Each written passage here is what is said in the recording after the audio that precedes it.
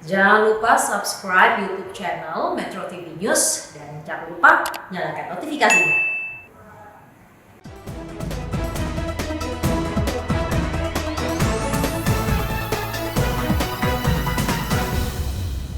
Bisa jadi Anda akan tertular di dalam perjalanan.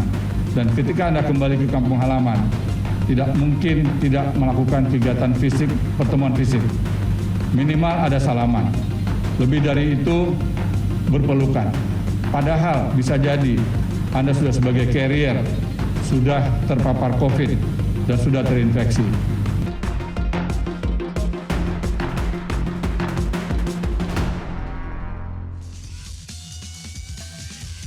Halo, selamat malam pemirsa dan menyaksikan Prime Talk Tajam Mendalam bersama saya Zilvia Iskandar.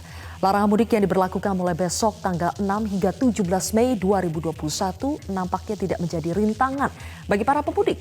Tepat sehari sebelum larangan mudik berlaku malah terjadi puncak arus mudik yang tidak terbendung. Warga ramai-ramai mudik lebih awal seperti yang terlihat di stasiun, terminal hingga pelabuhan. Pemerintah mengakui ada 18 juta orang yang nekat akan mudik meskipun sudah dilarang. Apakah pemerintah dan aparat tidak berdaya mencegah arus mudik ini? Apakah India tidak cukup menjadi contoh kegagalan negara mencegah kerumunan? Inilah Prime Talk selengkapnya.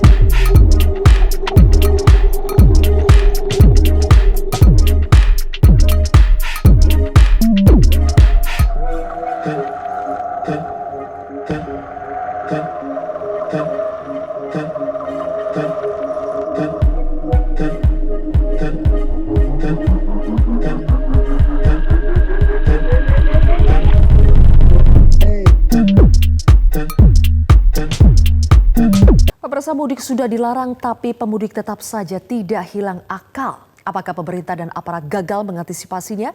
Saya akan membahasnya bersama dengan Ketua Bidang Komunikasi Publik Satgas COVID-19 Heri Trianto dan epidemiolog Griffith University Australia Diki Budiman. Selamat malam Mas Heri, Mas Diki. Selamat malam, Mbak Zilvia. Salam sehat.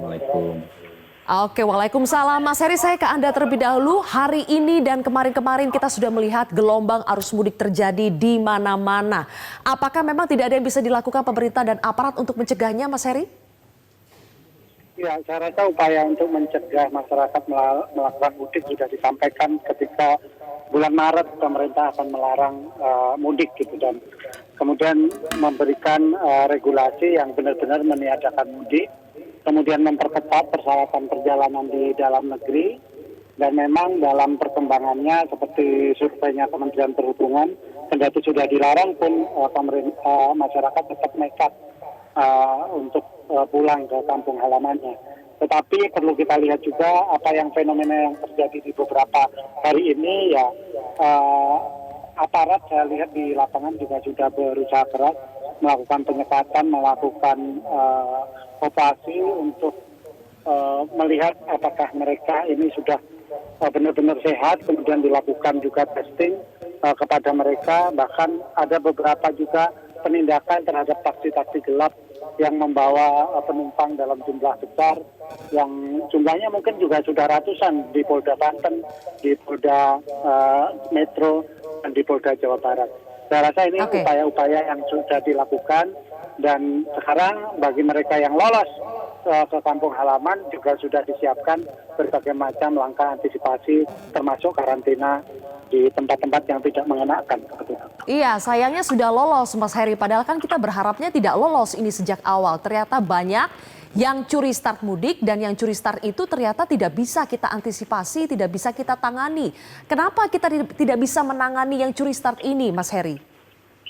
Ya, saya rasa ini sudah ditangani mereka yang curi start dan sampai ke kampung halamannya berdasarkan laporan dari sejumlah posko PPKM di tingkat desa. Mereka menyediakan tempat-tempat karantina.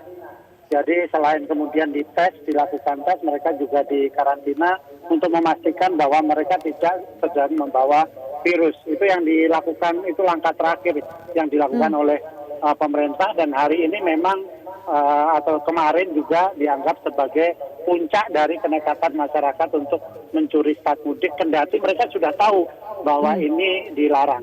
Seperti itu, Mbak. Oke, tapi pastinya kan pemerintah daerah akan kesulitan ya, Mas Heri, sekian banyak orang yang masuk ke daerahnya, pasti akan kesulitan untuk mendata, untuk mengawasi karantina mandiri yang seharusnya dilakukan oleh para pemudik. Jadi bagaimana ini memastikan bahwa ketika sudah sampai di daerah sekalipun masih ada langkah antisipasi yang bisa dilakukan? Ya, langkah antisipasi memang dilakukan ya, pada kemungkinan terburuk sekalipun itu selalu ada simulasi, dan ini sudah dilakukan, dan jumlahnya perlu kita cek. Memang ada laporan dari media kan, misalnya jumlah hari ini berapa yang meninggalkan Jakarta, dari stasiun, dari terminal kayak gitu. Itu kan bisa dihitung dan bisa tujuannya juga kelihatan, dan dari situ bisa kemudian kita melakukan mitigasi.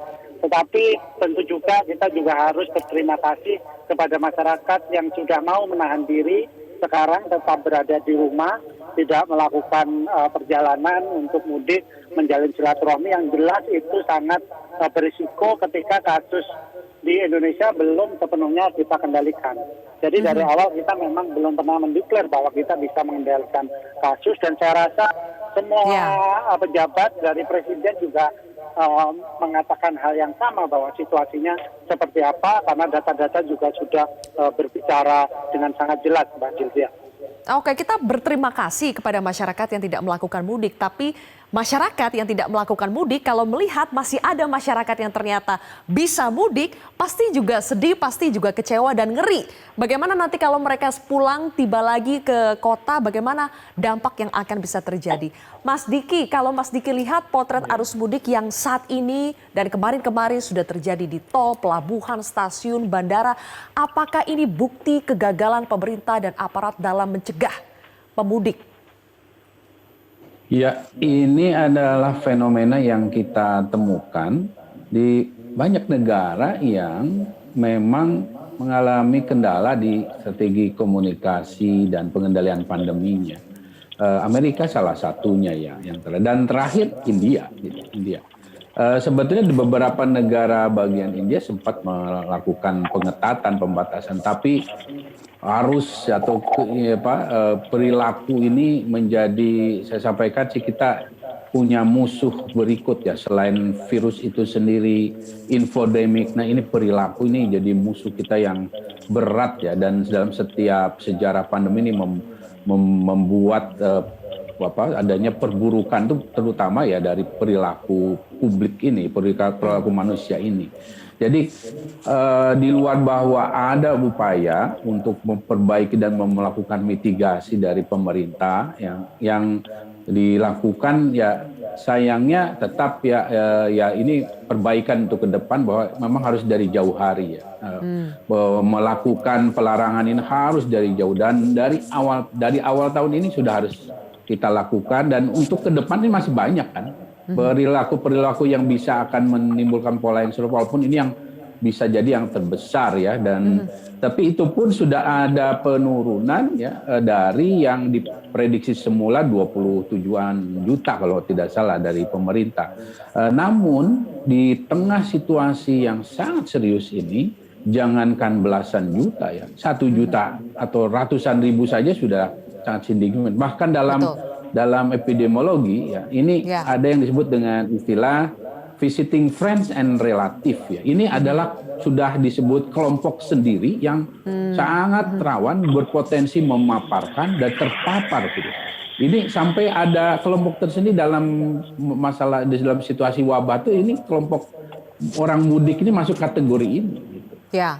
Nah inilah yang tentu harus disadari. Sekali lagi termasuk adanya informasi saat ini melalui Metro TV ini hendaknya menjadi himbauan ya, terutama bagi yang sudah di perjalanan ataupun sudah di kampung halaman, jangan sampai melakukan juga akhirnya sudah melakukan kesalahan awal, ada kesalahan berikutnya yang lebih fatal ya. Karena ini kita dalam posisi yang jauh lebih rawan dibanding tahun lalu. Betul. Karena apa? Karena varian baru ini terutama. Mas Diki, pemerintah kan sebetulnya sudah memberlakukan ada yang namanya pengetatan perjalanan dalam negeri itu dari tanggal 22 April sampai 5 Mei, kemudian juga 1 minggu setelah 17 Mei itu 18 sampai 24 Mei juga dilakukan yang namanya pengetatan perjalanan dalam negeri. Tapi apakah yang namanya pengetatan itu memang tidak cukup untuk masyarakat Indonesia? Mau diberikan pengetatan seperti apapun tetap saja ini bisa lolos. Boleh dijawab nanti Mas Diki, kita harus sudah terlebih dahulu, pemirsa Prime Talk akan kembali sesaat lagi. Ada kembali lagi bersama kami di Prime Talk pemirsa. Mas Diki, tadi pertanyaan saya kan sebetulnya pemerintah sudah mengambil langkah pengetatan perjalanan dalam negeri dari tanggal 22 April. Apakah memang yang seperti itu tidak cukup Mas untuk masyarakat Indonesia? Ya sayangnya tidak cukup, dan saya ingin merujuk ya data kita ya 100 tahun lalu Indonesia yang masih bernama Hindia Belanda saat itu. Kita itu mengalami apa yang dialami oleh negara lain. Bahkan kematian di Jawa saja, itu yang penduduknya bahkan itu paling banyak, kurang lebih 1 juta. 1 juta orang ya, dengan penduduk Hindia Belanda yang masih sekitar antara kurang lebih 30 juta. Itu besar sekali loh, 1 juta. Dan itu adalah ada perilaku yang sama, yaitu ada mudik juga menjadi masalah, menjadi kontributor terhadap perburukan, termasuk adanya varian baru sebetulnya. Varian barunya juga masuk ke Indonesia yang ada pada saat itu. Jadi apa yang terjadi saat ini sebetulnya sejarah berulang, tapi kita tidak berharap bahwa akan ada korban lebih banyak ya. Pada saat itu karena juga fasilitas kesehatan yang buruk. Tapi bahwa virus ini bekerja dengan hukum biologi yang dianutnya itu akan terjadi. Nah, yang menjadi permasalahannya adalah mungkin yang paling penting saat ini adalah bagaimana mitigasi risiko supaya tidak terburuk ya. Karena ini sudah terjadi gitu. 18 juta atau sekian orang ini sudah ada di daerah-daerah yang tersebar. Nah, terutama yang harus diperkuat adalah sebetulnya bahwa mereka harus dipastikan mematuhi yang disebut dengan karantina di setempatnya. Ini yang harus jadi mekanisme pelaporan. Kalau kita kan ada 1-2 kali 24 jam lapor dan active case finding ya. Dan ini menjadi PR besar kita. Karena begini, bahwa kalaupun sekarang saya sampaikan bahwa setelah Lebaran, 2 minggu, 1 bulan setelah Lebaran akan terjadi ledakan kasus. Tapi itu tidak akan langsung serta-merta terlihat. Karena apa? Orang Indonesia itu 80% itu nggak berobat ke rumah sakit, ke vaskes, enggak. Itu survei loh BPS sebelum pandemi. Apalagi saat pandemi dengan stigma. Nah, artinya kita akan mengalami masalah di masyarakat, di rumah-rumah. Gitu. Nah, ini yang harus kita antisipasi dengan cara active case finding. Nah, ini yang harus segera dibangun, dan PPKM inilah sebetulnya andalannya yang harus diperkuat dengan sistem deteksi aktif ini.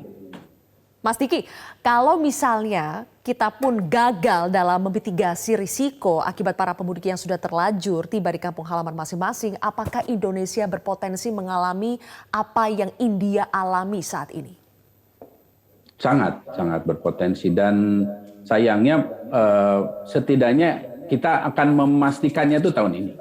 Kalau tahun ini kita lewat masa krisis, saya berkeyakinan besar tahun depan kita sudah tidak punya terlalu besar ya potensi adanya ledakan-ledakan kasus. Tapi tahun ini adalah masa paling rawan dan terutama Betul. momen seperti ini.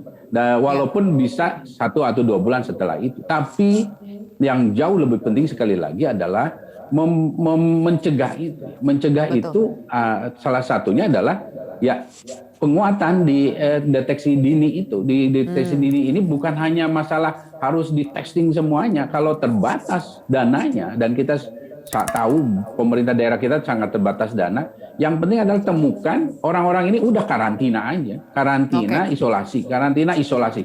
Itu yang jauh lebih efektif dalam memutus mata rantai dan itu yang harus dilakukan gitu. Karena yang lain berbiaya cukup besar. Selain juga memang tensinya di karantina isolasi itu.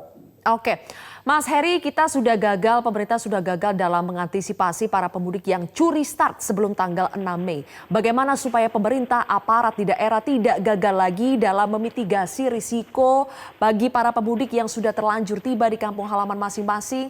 Apa yang bisa pemerintah dan aparat lakukan untuk tidak kembali gagal dalam memitigasi orang-orang yang sudah tiba di kampung halaman saat ini? Ya, dalam beberapa kali rapat Satgas itu sudah disampaikan terhadap kemungkinan-kemungkinan seperti hari ini, Mbak Zulfia. Jadi karena itu di PPKM ya, di posko-posko itu sudah disiagakan dan mereka sudah menyatakan juga kesiagaan di berbagai daerah. Itu sudah dalam 3 kali rapat mingguan, itu juga sudah disampaikan, sudah dipetakan daerah-daerah mana saja yang harus siap sedia menampung para pemudik yang nekat ini, yang kemudian mereka harus melakukan tindakan-tindakan yang diperlukan untuk meminimalisir risiko terjadinya penularan, terutama terjadinya ledakan. Karena Satgas juga sangat realistis ketika pemudik ini sudah masuk ke kampung halaman mereka, mereka juga tidak bisa serta-merta balik ke tempat perantauannya. Jadi itu kalaupun mereka terjangkit, itu pasti akan membebani fasilitas kesehatan di daerah. Kita tidak ingin kejadian di Januari terjadi lagi kan, ketika 176.000 kasus, rumah sakit hampir kewalahan gitu kan. Nah sekarang dengan 99.000 kasus, rata-rata keterisian rumah sakit itu kurang dari 50%. Tentu saja mudah-mudahan ini masih bisa terus berkurang sehingga antisipasi dalam 2 minggu ke depan terhadap kemungkinan-kemungkinan yang terjadi, misalnya ada tambahan penularan, itu rumah sakit masih bisa mengantisipasi dan tentu saja di upaya pencegahan di tingkat kampung halaman ya, di tingkat grassroots itu bisa dilakukan sehingga persoalan tidak semakin kompleks. Ya, kita berharap itu semua bisa dilakukan karena fakta bahwa para pemudik ini sudah pulang dalam jumlah yang banyak sangat mengerikan. Kita tentu tidak ingin Indonesia berakhir seperti India. Mudah-mudahan seluruh pihak, baik itu pemerintah pusat, daerah, aparat, Satgas, dimanapun berada, dan terutama masyarakatnya sendiri bisa menyadari bagaimana mereka harus menjalankan protokol kesehatan dengan baik. Dan yang tidak mudik selama 2 minggu ini, tetaplah tidak mudik, tetaplah berada di rumah saja. Terima kasih Mas Heri Trianto dan juga Mas Diki Budiman sudah bergabung bersama kami di Prime Talk hari ini.